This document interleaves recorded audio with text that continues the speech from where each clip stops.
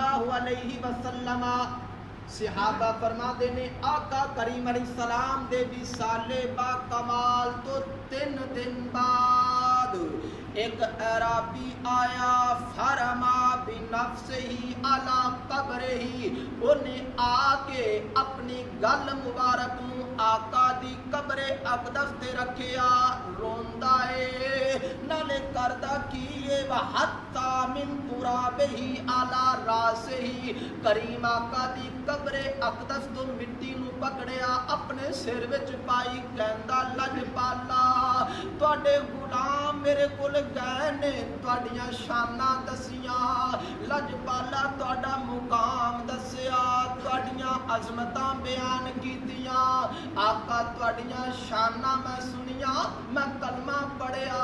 آقا میں تواڈی دید نہ کر سکیا، آقا میں بڑے بڑے گناہ کیتے نے، بڑا مجرم ہاں، لجپالا میرے دل وچ لہر پیدا ہوئی، میں جاواں جس نبی دا کلمہ پڑھیا ہے اس نبی دی دید کر آواں، پر جدوں میں شہر مدینہ آیا واں مینوں پتہ چلیا 3 دن ہو گئے نے میرے نبی دنیا تو ظاہری پردہ کر چکے نے، آقا جڑے میں کلمہ پڑھن تو پہلے گناہ کیتے نے وہ کیویں معاف ہون گے؟ مولا کائنات فرماتے نے دیا میں گلاں پیا سننا وا، حالی تیسرا دن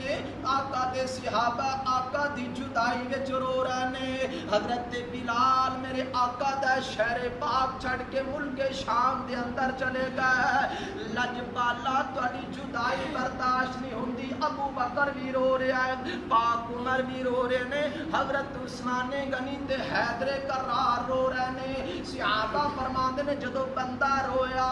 میرے آقا دی قبر اقدس تے آ کے آقا نال گلاں کیتیاں، آندا لجپالا میں گناہگاراں، قلت فسمعنا قولک ووعیت عن اللہ ما وعینا عنک وکان فیما انزل علیک،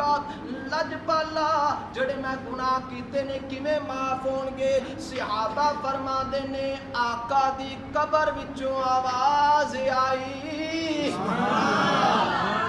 اچھی بولو